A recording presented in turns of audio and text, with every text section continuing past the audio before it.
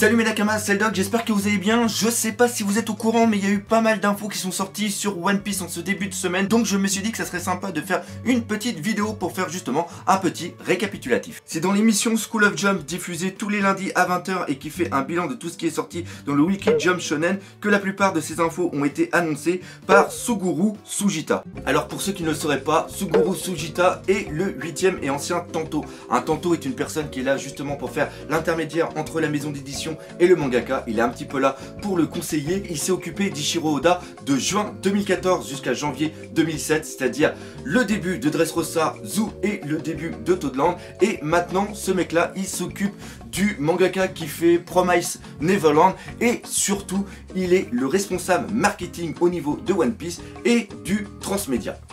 Donc on peut dire quand même qu'il s'y connaît en One Piece et qu'il connaît assez bien Ichiro Oda. On va commencer par parler du magazine. Il est réalisé par deux personnes. Il s'agit de Takahiro Abuta qui est le deuxième Tanto d'Ichiro Oda et de Akira Jean-Baptiste Hattori. Et oui, il y a bien Jean-Baptiste dans son nom.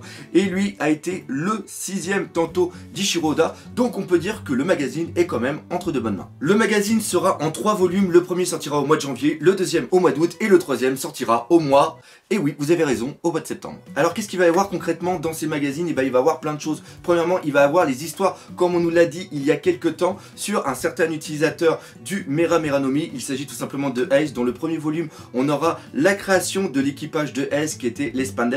Le deuxième volume aura une histoire du combat de Ace contre Jinbe et de l'intégration de l'équipage dans celui de Barbe Blanche. Et après, dans la troisième histoire, on pense, c'est pas encore sûr, mais que ça serait sur la mort de Satch et de la poursuite de Barbe Noire qui irait jusqu'à Marineford. Bref, encore une fois, du très très bon. Après, on aurait des mini chapitres écrits par Oda himself. Rien que pour ça, ça vaut le coup d'acheter ce magazine. Et il va aussi avoir pas mal d'illustrations qui sont faites par des illustrateurs hyper connus au Japon, comme Kazuya Terada, dont on voit quelques images depuis tout à l'heure. Et pour rappel, ça fait écho à quelque chose qui avait été sorti justement pour l'anniversaire des 10 ans de One Piece, où il y avait eu énormément de mangaka qui avaient fait des petites illustrations en hommage pour One Piece. On a eu le droit aussi à d'autres informations que des trucs sur le magazine. Le 15 juillet va sortir le Weekly Jump Shonen qui va être absolument dingue et qui va être un véritable collector pour tous les fans de One Piece. Le 22 juillet, il va y avoir un méga événement pour fêter justement les 20 ans de One Piece. Ichiro Oda est en train de préparer un super grand poster.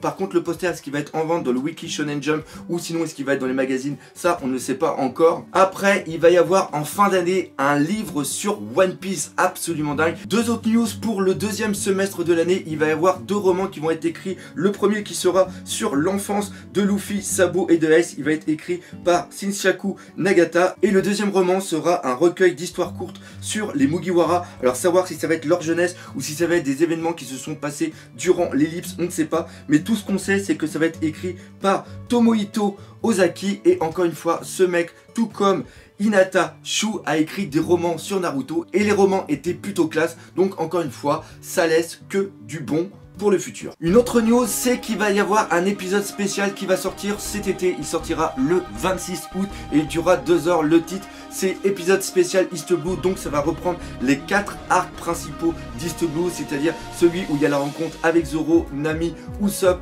et aussi Chopper. Il va y avoir justement pour cet épisode spécial une nouvelle version de Weir qui sera justement en relation avec cet épisode. Et après, le meilleur, c'est que le character designer de cet épisode spécial est Masuyaki Sato, qui s'est occupé justement des 3 films Strong World, Film Z et le film Gold. J'adore le character design et ça peut encore une fois présager que du bon pour cet épisode spécial. Et on va terminer cette vidéo sur une dernière news qui est pour moi la plus importante. C'est tout simplement que Ichiro Oda va bien et qu'il est en bonne santé. Le fait qu'il prenne une pause tous les 3 chapitres, ça lui permet un petit peu d'avoir plus de temps pour travailler, d'être moins stressé. Et ça, putain, c'est génial parce que je sais pas si je pourrais vivre sans Ichiro Oda, sans ma dose de One Piece, je sais pas. Donc voilà, maintenant je suis soulagé, donc on a la patate.